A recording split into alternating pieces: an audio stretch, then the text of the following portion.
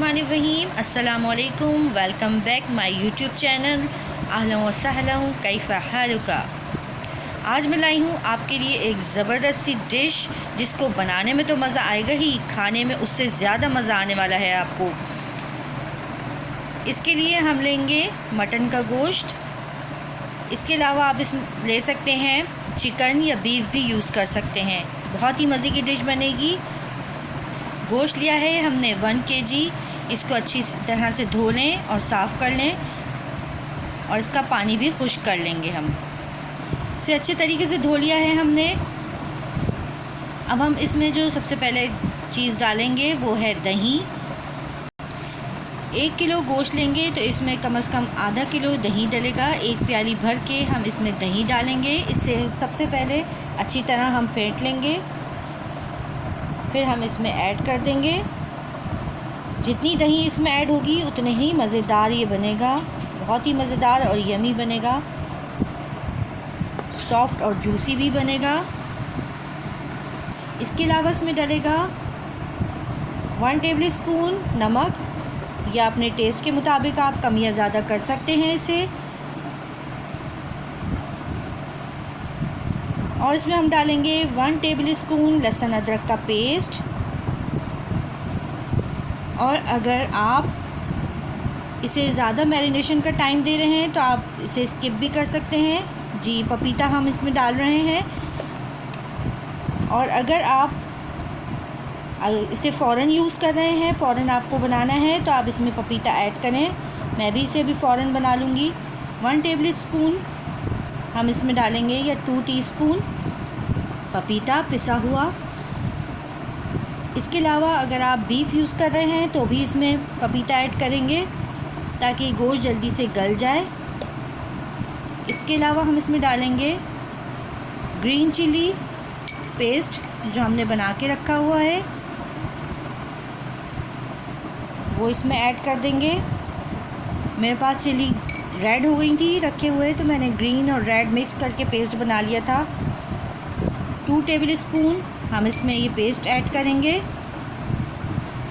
इसके अलावा जो हम इसमें एक अहम चीज़ डालने जा रहे हैं, जिससे इसमें टेस्ट आएगा, जिसकी वजह से, वो है काली मिर्चें। पिसी हुई काली मिर्च हम लेंगे 1.5 टीस्पून। इससे बहुत अच्छा टेस्ट आने वाला है इसमें।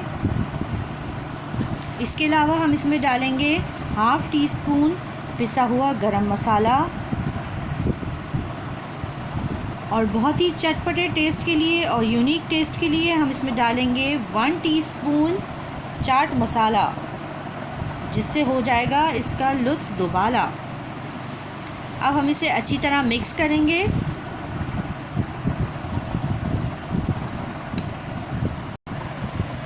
अच्छी तरह मिक्स कर दें इसमें सारा मसाला अच्छे तरीके से,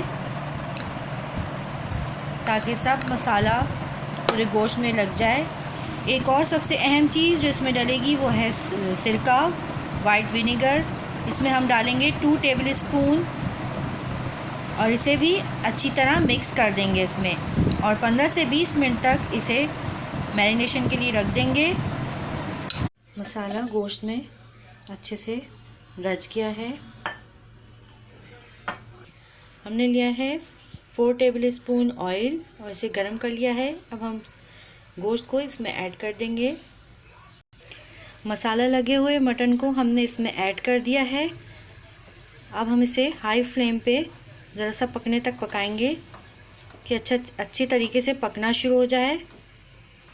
ये अच्छी तरह पकना शुरू हो गया है। अब हम इसे लो फ्लेम पे गोश्त गलने तक पकाएंगे।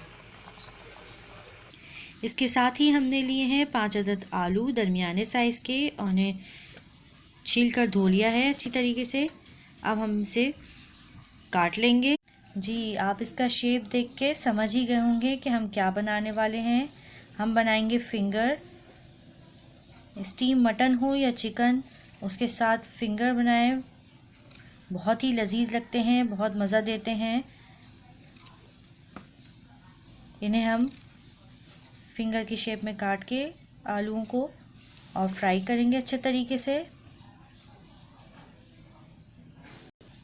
सभी आलूओं को फिंगर के शेप में हमने काट लिया है। अब हम इसे फ्राई करेंगे। चिकन तो तैयार होने में बहुत कम वक्त लेगी, लेकिन मटन और बीफ जब तक गल ना जाए इसे अच्छी तरह पकाएं। ये गोश्त बहुत अच्छे से गल गया है और ड्राई भी हो गया है। अगर तो आप स्टीम मटन बना रहे हैं तो इसे ऐसे ही रहने दें, और अगर आप इसे चपाती से खाना चाहते हैं और वाइट कढ़ाई की तरह बनाना चाहते हैं, वाइट मटन कढ़ाई, तो इसमें ज़रा सी ग्रेवी कर लें पानी डाल के, तो आपकी मटन वाइट कढ़ाई तैयार हो जाएगी। जैसा आप दिल चाहे वैसा नोश फरमाएं। एक रेसिपी और दो मज़े। एक ही तरह के मसालों से आप दो तरह के खाने तैयार कर सकते हैं।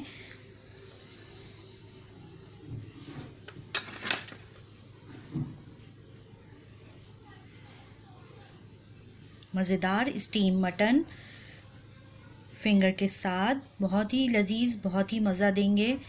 और इसके साथ ही मटन वाइट कढ़ाई बहुत ही मज़ेदार लगेगी चपाती के साथ, नान के साथ। इसे ट्राई करें एक बार, बहुत ही मज़ा आएगा आपको।